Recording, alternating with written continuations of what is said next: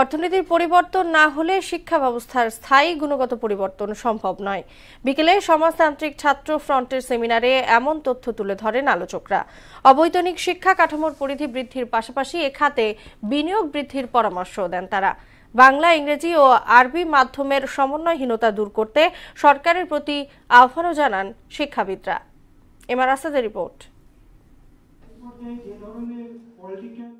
জুলাই গণঅভ্যুত্থান পরবর্তী বাংলাদেশে শিক্ষা ব্যবস্থা স্বরূপ বিষয়ক সেমিনার আয়োজন করে সমাজতান্ত্রিক ছাত্র ফ্রন্ট। দেশের শিক্ষা ব্যবস্থার মানকে আন্তর্জাতিক পর্যায়ে উন্নীত করার পাশাপাশি এ খাতের বৈষম্য দূরীকরণে নানা প্রস্তাব তুলে ধরেন শিক্ষাবিদরা। একাডেমিয়া এবং ইন্ডাস্ট্রি কোলাবোরেশন, এই কোলাবোরেশনটা আসলে কি এবং এটার কোন জায়গাটা প্রবলেমেটিক, কোন জায়গাটাতে আমাদের মনোযোগ দেওয়া উচিত সেটা নিয়ে কিন্তু ভাবতে হবে। বাংলাকে রিচ না করে আমরা বিদেশি ভাষাকে প্রমোট করতেছি, এতে কি ক্ষতিটা হয়ে যাচ্ছে?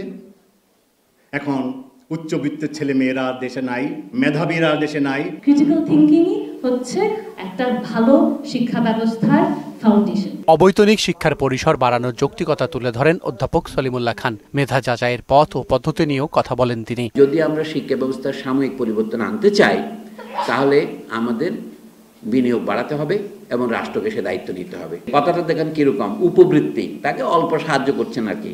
তো শিক্ষাকে যদি জাতীয় একটি কর্তব্য মনে করেন, জাতি গঠন করার জন্য, এছাড়া বড় বিনিয়োগ নাই। মেধাভিত্তিক জনগোষ্ঠী গড়ে তুলতে রাষ্ট্রকে এগিয়ে আসার পরামর্শ দিয়ে বলেন, অর্থনীতির পরিবর্তনের উপর নির্ভর করছে শিক্ষা ব্যবস্থার উন্নতি। যে যা ইচ্ছা করে চালাচ্ছে, দেশে কোনো শিক্ষানীতি নাই, দেশে কোনো ভাষানীতি নাই, দেশে কোনো অর্থনীতি নাই। আমি শেষ কথায় বলি, শিক্ষা কখনোই আপনি পরিবর্তন করতে পারবেন না যদি অর্থনীতিতে পরিবর্তন না হয়।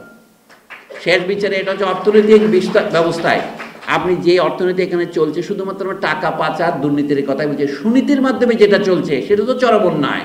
বিভিন্ন মাধ্যমের পড়াশোনার মধ্যে সমন্বয় সাধনের পরামর্শ দেন অধ্যাপক সলিমুল্লাহ। গত সরকারের আমলে কিভাবে উল্লাস করে বলা হতো, জানুয়ারি মাসে আমরা সবাইকে বই দিচ্ছি, যেন বইটাকে আমার ব্যক্তিগত ফান্ড থেকে দিচ্ছি। এমআর আসাদ, মোহনা সংবাদ, ঢাকা।